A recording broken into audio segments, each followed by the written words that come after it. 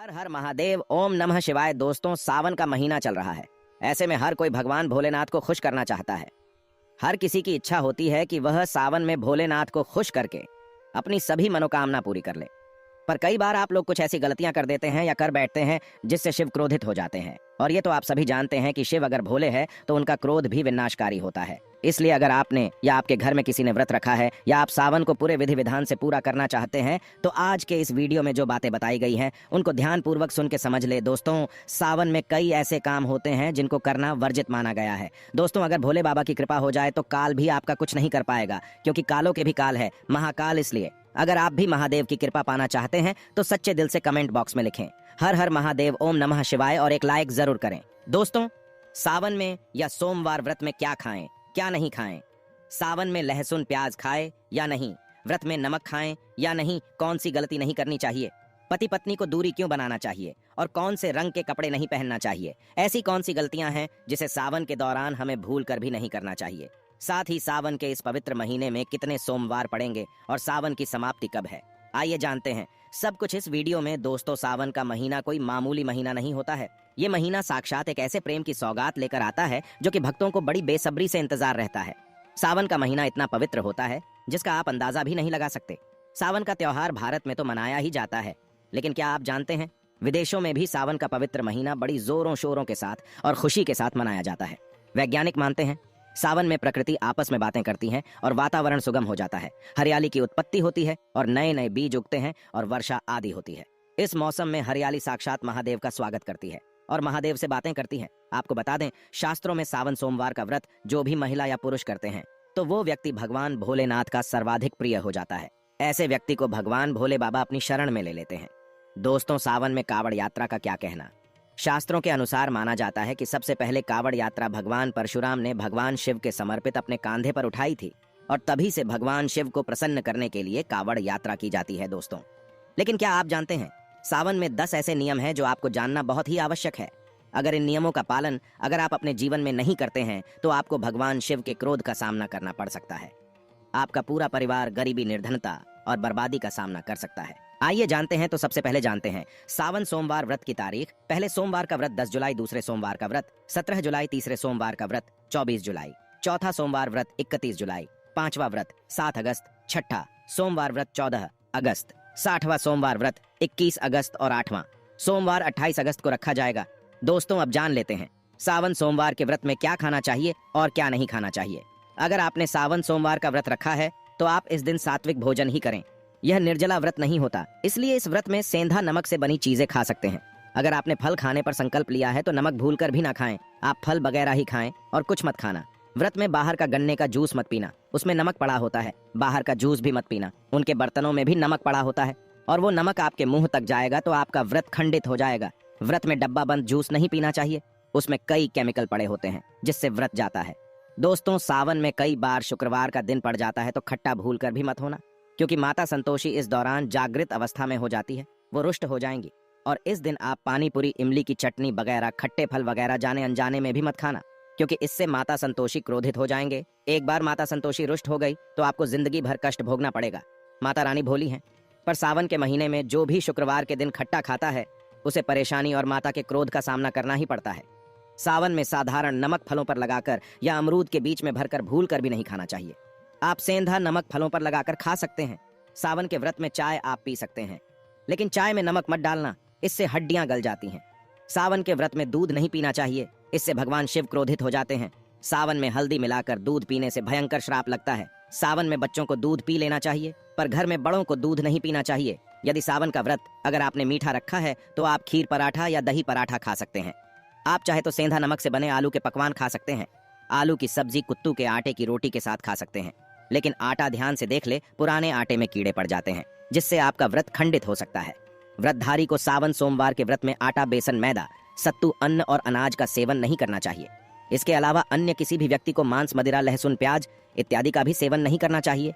वही व्रत रखने वाले व्यक्ति को धनिया पाउडर, मिर्ची पाउडर, सदा नमक का सेवन भूलकर भी नहीं करना चाहिए। सावन में चाहे आपका व्रत हो या ना हो, किसी भी व्यक्ति को कड़ी पकौड़ा नहीं खाना चाहिए और वही पत्तेदार सब्जियां, पालक, मेथी, लाल भाजी, बथुआ, पत्ता गोभी जैसी सब्जियां या साग सब्जियां भूलकर भी नहीं खाना चाहिए। ये जहर के समान मानी जाती है, इसमें कीड़े आ जाते हैं, सांप, बिच्छू वगैरह आ जाते हैं। और जो भी व्यक्ति सावन में बैगन की सब्जी खाता है उस व्यक्ति को घोर पाप लग जाता है। इसी कारण लोग द्वादशी और चतुर्दशी पर बैगन नहीं खाते। पत्तेदार सब्जियां क्यों नहीं खाई जाती? इसके पीछे एक कथा है, मैं आपको बताऊंगा। दोस्तों, सावन के पवित्र महीने में कौन सी गलतियां नहीं करनी चाहिए? ये गलतियां पाप का भागीदार तो बनाती हैं, साथ ही साथ ऐसा व्यक्ति नर्क में अटका रह जाता है। सावन में घर के सभी लोगों को सुबह जल्दी उठना चाहिए और जितना जल्दी हो सके कम से कम पहला सावन स्नान अवश्य करें। परिवार में सबको स्नान करना चाहिए। यदि कोई बीमार है तो उस पर गंगा जल के छींटे मार दे। सावन में किसी भी गरीब का अपमान न करें। क्या पता उस गरीब के रूप में भगवान शिव हो, क्योंकि भगवान शिव सावन में अपने भक्तों की परीक्षा लेने आते हैं। सावन में देर तक सोने वाली महिला का पति बर्बाद हो जाता है और उसकी मृत्यु निकट भविष्य में जल्दी हो जाती है।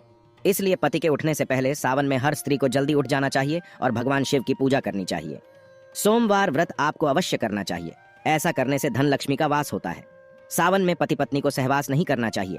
अगर आपने व्रत रखा है या आपकी पत्नी ने व्रत रखा है तो आप दूरी बनाकर रखें, क्योंकि इस दौरान भगवान शिव की शरण में होता है। ऐसा व्यक्ति सावन में घनघोर काले वस्त्र पहनकर मंदिर में नहीं जाना चाहिए।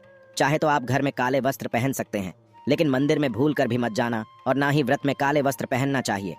वैसे तो सावन में लहसुन प्याज नहीं खाना चाहिए, पर यदि आपका व्रत है तो उस दिन पूरे परिवार को लहसुन प्याज से परहेज करना चाहिए।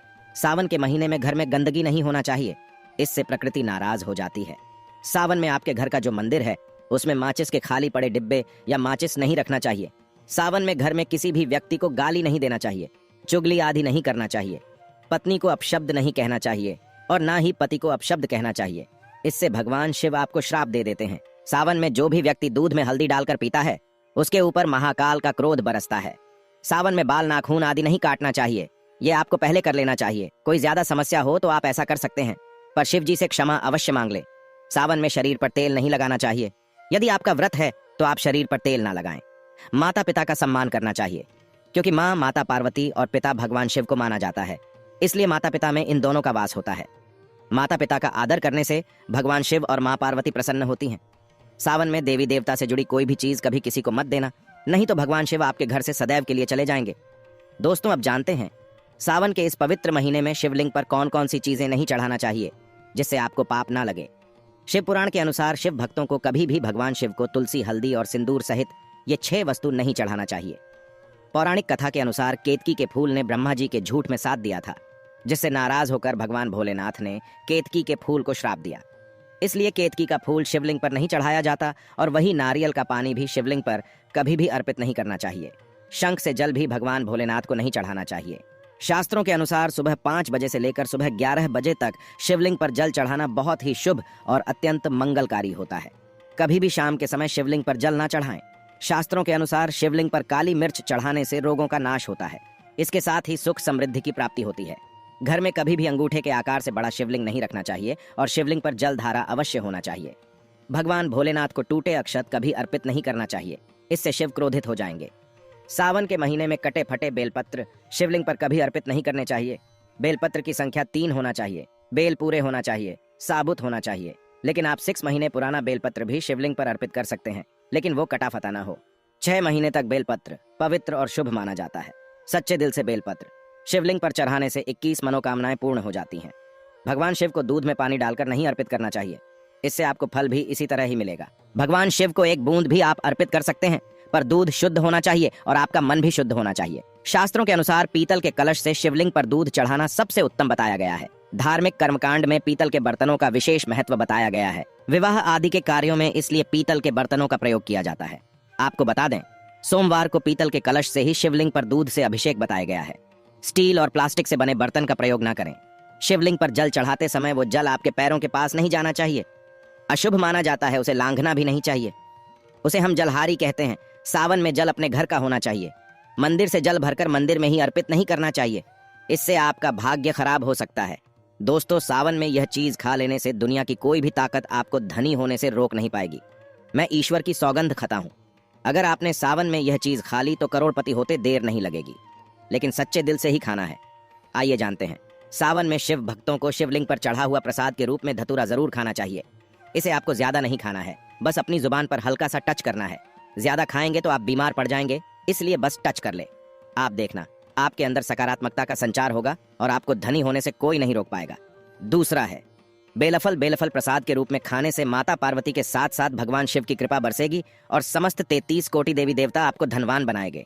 बस ये चीज आपको खाना है और आप खुद देखना, आपको धनी होने से दुनिया की कोई भी ताकत रोक नहीं पाएगी। दोस्तों, यह सब जो हम आपको बातें बता रहे हैं उनका हिंदू पुराणों में आपको साफ साफ प्रमाण मिल जाएगा।